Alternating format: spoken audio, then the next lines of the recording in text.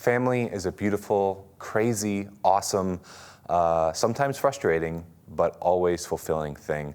And when it comes to faith in the family, that's obviously something we're very passionate about, as we have all sorts of families, from early on in parenthood to families that have kids of their own, from their own kids, grandparents and great-grandparents, right?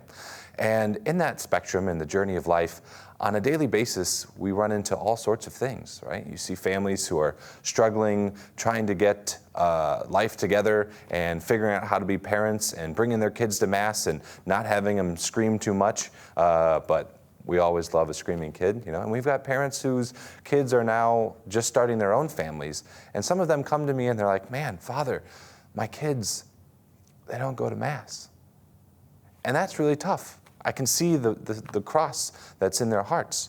But I think if I went to each of the families here, I would say, do you want Jesus to be important in your family? Yeah.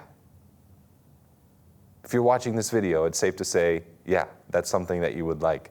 But how do we do that? How do we make Jesus first in our family? How do we pass on the faith to our kids?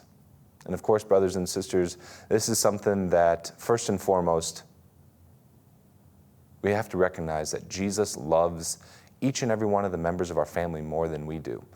And he wants his life, his reality of grace, to be involved in their lives.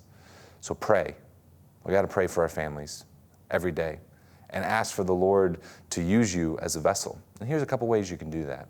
One, I think with the family, the liturgical calendar is something that fits for kids especially so well.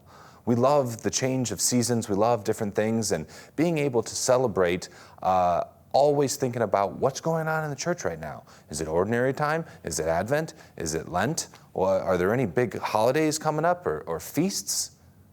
And to have that sort of schedule the same way we go through the seasons of school, the seasons of sports, have the seasons of church, the liturgical calendar, be something that's important in your family. And secondly, talk to your kids about the saints. Tell them who they are. Tell them just as they can look up to their favorite sports athlete or content creator on social media or pop star singer, they can have superheroes who are saints.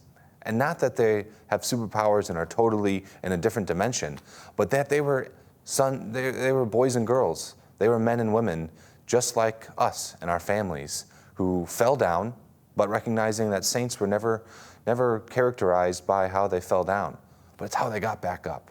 And there's so many wonderful stories of the thousands of years that our faith tradition has in saints. And kids love stories, so tell your kids about the saints. But going back to the first thing, it has to be around prayer. The family has to pray together each and every day, making those moments before meals, those moments before we go to bed and when we wake up, and especially making Sunday a special day. Those are the things that are incredibly important, because at the end of the day, if you want to make Jesus first in your family, it has to be important to you. If your faith is important to you, it'll be important to your family.